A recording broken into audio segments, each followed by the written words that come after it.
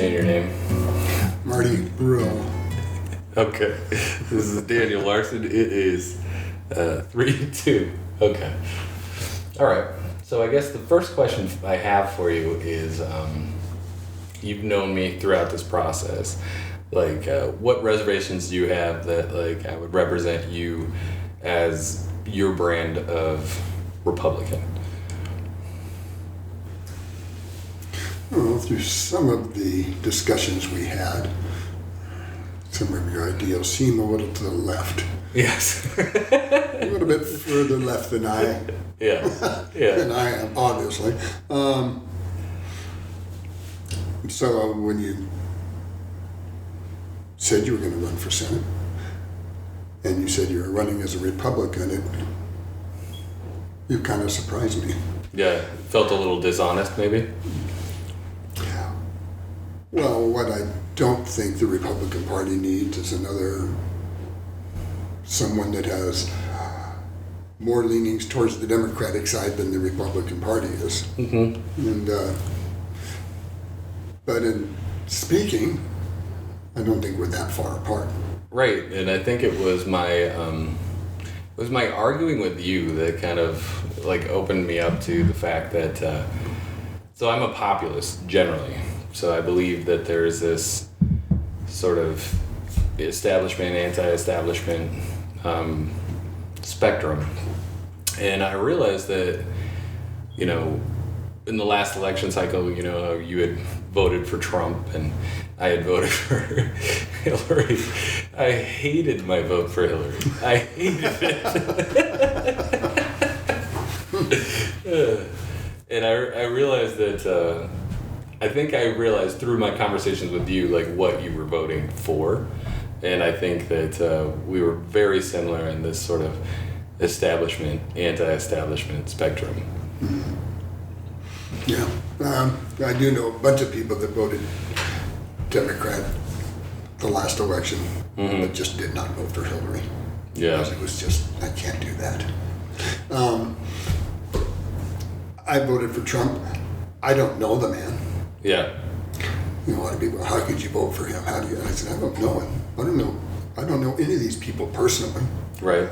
But if he did half of what he said he was going to do when he campaigned, right, I would be happy. Right. So based off of and I had a hard time, for the longest time, I had a hard time separating, like, you know, people's support for Trump versus their support for their own conservative ideals. Mm-hmm. You know, it's like I assumed that people were buying all of the brand. You know what I mean? And the guy says 50 million things, you know. So you're just looking for him to get legislation passed that you agree with. Yes? I think we should have borders. Yeah. I believe a country without borders isn't really a country. Right. I don't believe we should let illegals come in and get more benefits than gentlemen that served in wars are getting. Sure. That doesn't seem right to me. So a certain level of fairness in that conversation. Yeah. If you want to come into this country, do it the right way. Right. And come in with a set of skills where you can benefit society. Yeah. Yeah, and so I think that, like, how I would plan to kind of maintain my level of honesty, like, as I go through this, is just clearly state where my original position is, and then, you know, do my homework and research and go further into, what position is the fair position on this one. So I think immigration is an example of a highly politicized topic. And so as I've been stepping through kind of what is the nature of politics, there's a certain amount of power that you get by saying things a certain way, like evoking your emotion as a voter. It's like all these illegals are coming in to take your jobs, and but there's a truth, and then there's the politics of it, and then there's the rational action. So the rational action, I believe, so currently, and if voters are out there and they think that they have a better level of understanding than I do, then I'll just listen to them, but continue to do the research. So the way that I feel that we should move forward on immigration is focus on the immigration courts, enforcing the rules that we already have, because the system is broken. I mean, you've got you've got defendants in immigration courts that are being seen all at once. They're, just raising their hands for verdicts. We're deporting U.S. citizens. So there's cases of accidental deportations. We shouldn't be doing that. Yeah. But so I think that where I'd like to start is, we can agree that we need to do more with immigration. Mm-hmm. I just don't like some of the hardline practices that were more, I think, a reflection of trying to rile up a far-right voter base. So do you agree that there are people that are not very scrupulous getting into this country illegally and playing havoc with it? Yeah, so I think that poverty affects different communities, right? And certainly within the Hispanic community, based off of what I've seen, there's, I would say this. What I don't like is not looking at the whole community, right? So the whole community has members, I would say what I know about the Hispanic community, just say in Vegas, for example, large Hispanic population, the community seems to be strong based off of their core values. But you do have people that are broken, and they're given what I would essentially say is very little recourse in their life as far as job opportunities and, opportunities for mobility. And I think that these countries are generating a lot of this criminal behavior. And I think the U.S. has some responsibility based off of where we've been influencing different countries, especially, in our drug war in Mexico, and then our interventions in Latin America, especially, from late 1970s on, has led to a lot of corruption in those countries, a lot of infighting, things like that, instability. So with that being said, I think generally within the framework of poverty, you have an issue with people turning to criminal activity.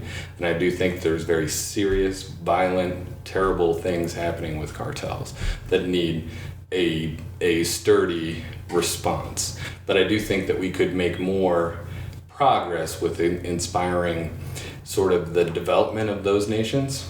And I think influence and looking at how we influence them from our foreign policy perspective. So really two approaches. One, help stabilize the countries that they're coming from. But this is not through direct handout, ship billions of dollars over to these countries. This is more like looking at our impact and the weight of what we've done and then changing our policy to promote more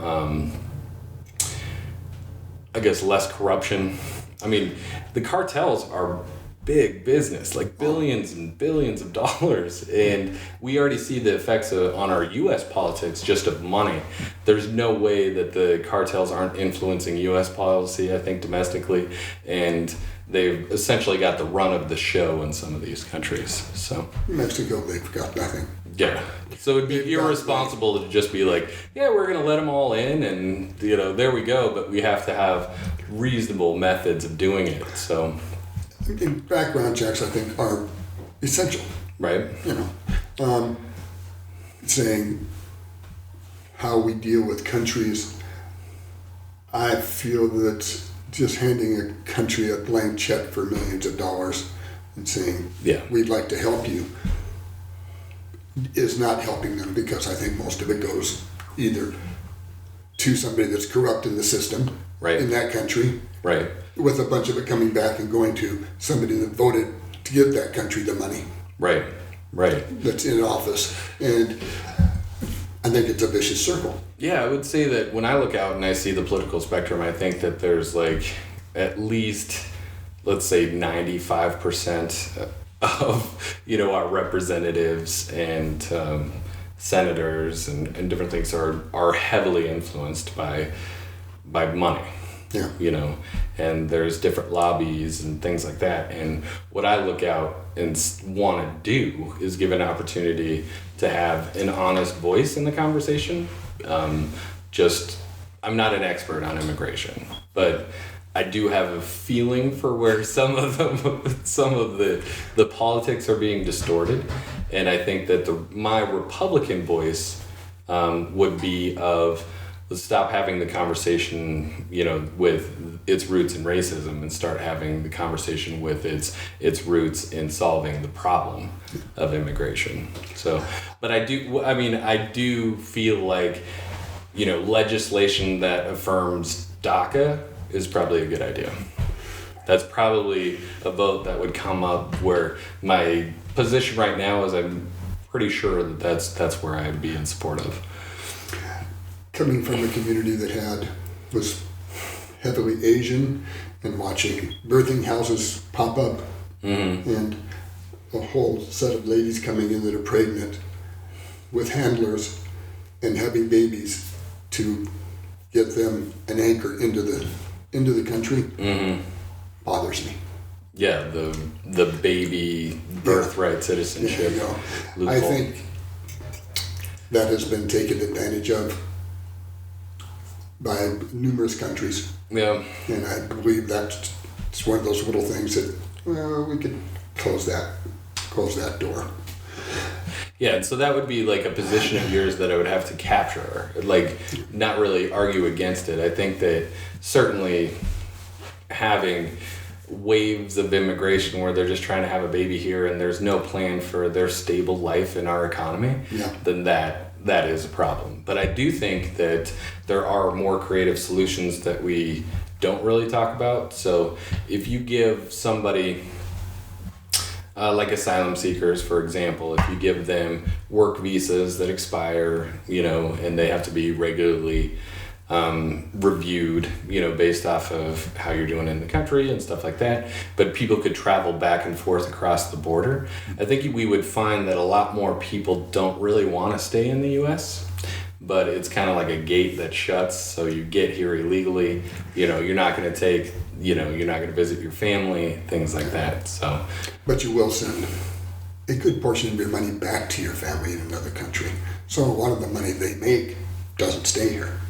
Yeah. It doesn't help our economy. Sure, but when we buy things at Walmart, our money doesn't stay here either.